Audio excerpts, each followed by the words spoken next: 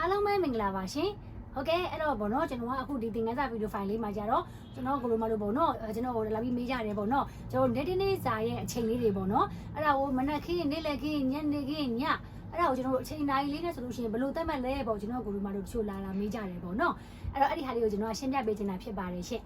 ်โอเคအဲ့တော့ကျွန်တော်တို့ဒီမှာ pass of the day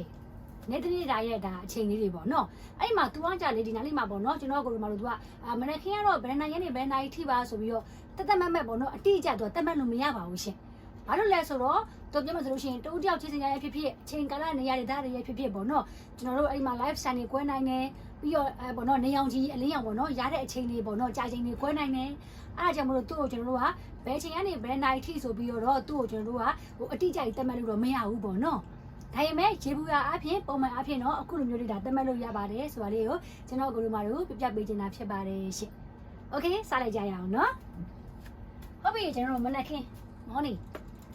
morning ဆိုလို့ရှိရင်ကျွန်တော်ကိုလိုမာတို့ပုံမှန်အဖြစ်ဆိုလို့ရှိရင်သူ့ကိုရေဘူးရအဖြစ်ကျွန်တော်တို့မနက် 6 AM မနက်6နာရီကနေကျွန်တော်တို့ 11:59 PM ပြန်မဆိုလို့ရှိရင်မနက်6နာရီကန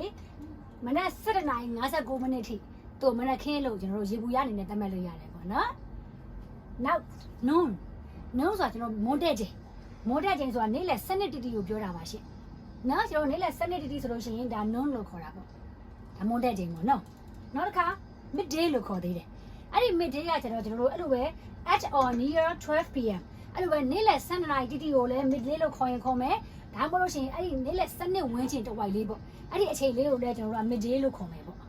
။နော် okay သူက noon နဲ့နည်းနည်းလေးတူပဲလို့ပြောလို့ရတယ်နော်။ midday ကကျွန်တော်နေ့လယ်7:00နာရီတီကိုလည်း midday လို့ခေါ်ရင်ခေါ်မယ်အဲ့ဒီ7:00တဝိုက်အချိန်လေးဆိုလို့ရှိရင်လည်း midday လို့ခေါ်ရင်ခေါ်မယ်ပေါ့နော်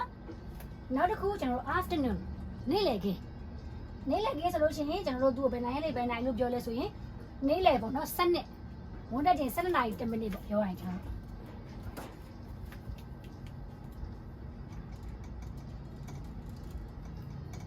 7:00နာရီ10မိနစ်ကနေစပြီးတော့ကျွန်တော်တို့နေ့လယ်9:00နာရီလောက်ထိပေါ့အဲ့ကောင်ကိုကျွန်တော်ကနေ့လယ်ချိန်လို့ဒါသတ်မှတ်လို့ရတယ်တဲ့။ Now evening ညနေခင်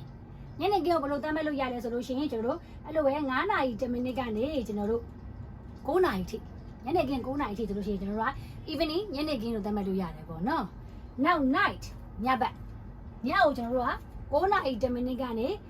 17နာရီ59ထိည17နာရီ59ထိကျွန်တော်တို့ကဒါ night ဆိုပြီးတော့ညကိုသတ်မှတ်လို့ရတယ်တဲ့။ဒါရေပူရပေါ့နော်။နောက်တစ်ခါလာပြီး midnightတကောင်ရခုနကတော့နေ့လယ်7:00တီကို noon လို့ခေါ်တယ်အခုညတကောင်7:00တီမနေ့7:00တီကိုပြောမယ်ဆိုရှင်ကျွန်တော် max 7:00ဖြစ်သွားပြီလို့ပြောလို့ရတယ်ပေါ့နော် 12 AM ဆိုတော့လေအဲ့တော့ကျွန်တော်တို့မြန်မာလို့ဆိုညတကောင်ရလေညတကောင်ရကိုကျွန်တော် midnight လို့ခေါ်တယ်သူဒီကျွန်တော်တို့7:00တီမနေ့ခင်း7:00တီကိုပြောတာပေါ့ဒီမှာဆိုလို့ရှိရင်ဒါဟိုဘက်ကိုရောက်တဲ့အချိန်လိုမျိုးပြောတာပေါ့နော် now early morning နဲ့မနေ့ခင်းအစောပိုင်းပေါ့မနေ့ခင်းအစောပိုင်းလို့ခေါ်တယ်သူ့ကြောင့်ဘယ်နိုင်ရက်နေဘယ်နိုင်တက်မှတ်လဲဆိုတော့အဲ့လို7:0010မိနစ်မနက်ခင်းပေါ့နော်ပြောမဆိုရှင်ညတကောင်ရပြီးတယ်7:00နာရီ10မိနစ်ကနေစပြီးတော့မနက်ခင်း6နာရီရှိကိုကျွန်တော်တို့ကဒါ early morning လို့ခေါ်တယ်တဲ့။ Okay ဒါတွေကလုံးဝကြီးကြီးကြီးသတ်မှတ်ထားလို့ရတဲ့ဟာတော့မဟုတ်ဘူးပေါ့နော်။ပုံမှန်အဖြစ်ရေဘူးရအဖြစ်အမျိုးလေးတွေသတ်မှတ်ပါတယ်ဆိုတာကိုကျွန်တော်ကိုတို့မာတို့ပြပြပေးချင်တာဖြစ်ပါတယ်ရှင်။ Okay အားလုံးပဲဟုတ်ကဲ့အဲ့တော့ကျွန်တော်ကဒီနားလေးမှာနောက်ထပ်ပေါ့နော်ကျွန်တော်ကိုတို့မာတို့ကိုတခါတည်းတွဲပြီးတော့ကျွန်တော်ကဗာလေးရှင်းပြပေးချင်လဲဆိုတော့လေpreposition လေးဒီကောင်လေးနဲ့တွဲတဲ့ preposition လေးကိုကျွန်တော်ကတက်ပြီးတွဲပြီးရှင်းပြပေးခြင်းတယ်ပေါ့နော် Okay အဲ့တော့လာပြီကျွန်တော်တို့မနက်ခင်းမှလို့ပြောခြင်းကျွန်တော်ကိုတို့ဘာသုံးမလဲသူရဲ့ preposition က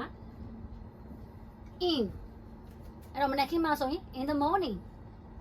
Okay noon မွန်တဲ့ချိန်ကျတော့ in မသုံးတော့ဘဲနဲ့ဘာသုံးလဲ at အဲ့ဒီမှတ်ထားပေးရမယ်နော်အဲ့တော့မွန်တဲ့ချိန်မှာဆိုရင် at noon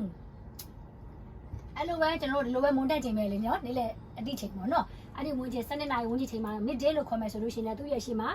preposition လေးက at midday နေ့လေခင်းမှလို့ပြောချင်ရင် in the afternoon ညနေခင်းမှလို့သုံးချင်ရင် in the evening ညမှလို့ပြောချင်ကြတော့ at ပြန်ပြစ်သွားတယ် at night ညတကောင်လို့ပြောချင်လို့ရှိရင်လည်း at ဖြစ်သွားတယ် at midnightအဲ့တော့မနက်ခင်းအစောပိုင်းမှာပေါ့နော်အဲ့လိုပြောချင်ကြတော့ in the early morning Okay ဒါ proposition လေးပါတွဲပြီးတော့ကျွန်တော်တို့ကမှတို့တည်သွားအောင်ကျွန်တော်ရှင်းပြပေးချင်တာဖြစ်ပါတယ်နော် Okay အားလုံးပဲကျေးဇူးများတင်ပါတယ်ရှင်